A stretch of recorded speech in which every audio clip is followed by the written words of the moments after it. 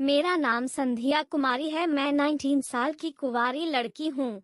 मैं उत्तर प्रदेश की रहने वाली हूँ। आज जो मेरे साथ घटना हुई है, मैं आप लोगों को एक कहानी के जरिए से बताने वाली हूँ। एक दिन मेरे मम्मी पापा किसी काम से दिल्ली गए थे, तो मैं और मेरा बड़ा भाई, जिसकी शादी हो चुकी है, और भाभी भी बाहर गई थी, तो मैं और मेरा भाई दोनों ही घर पर थे।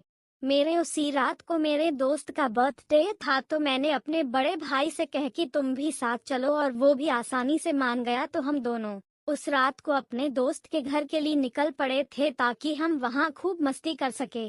घर से हम लोग 5:00 बजे निकले थे। कार में मैं और मेरा भाई दोनों ही जा रहे थे। मेरे भाई की नजर मेरे पर पहले से ही थी।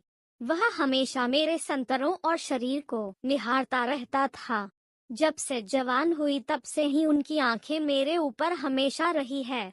मेरे भाभी काफी हॉट है, पर इसको कोई फर्क नहीं पड़ता। मेरी भाभी भी किसी दूसरे लड़के के चक्कर में रहती है, उसके साथ घूमती रहती है।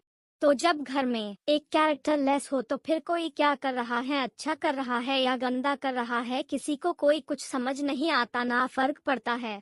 मेरी मम्मी भी कभी मेरी सपोर्ट नहीं करती, क्योंकि वह खुद ही पैसों के लिए किसी के साथ भी सब कुछ करने के लिए तैयार हो जाती है। जब घर में सब लोग कैरेक्टर लेस हो, तो एक इंसान सही नहीं रह सकता। मैं उसी में से थी। मैं कोशिश करती थी कि मैं ऐसा कुछ भी नहीं करूं जिससे मेरी इज्जत पर आंच आए। इस वजह से मैंने कभी किसी बॉयफ्रेंड लड़के के चक्कर में नहीं पड़ी। डंडा तो आपको समझ आ गया कि मेरा परिवार कैसा है। ऐसे में जब अकेल आकार इंसान हो और उसके साथ एक लड़की हो, अंधेरी रात हो, सुनसान जगह पर कोहरा हो, तो बातें और भी आसान हो जाती है। वही मेरे साथ भी हुआ है। 9:00 के करीब हम लोग यमुना किनारे वे पर थे।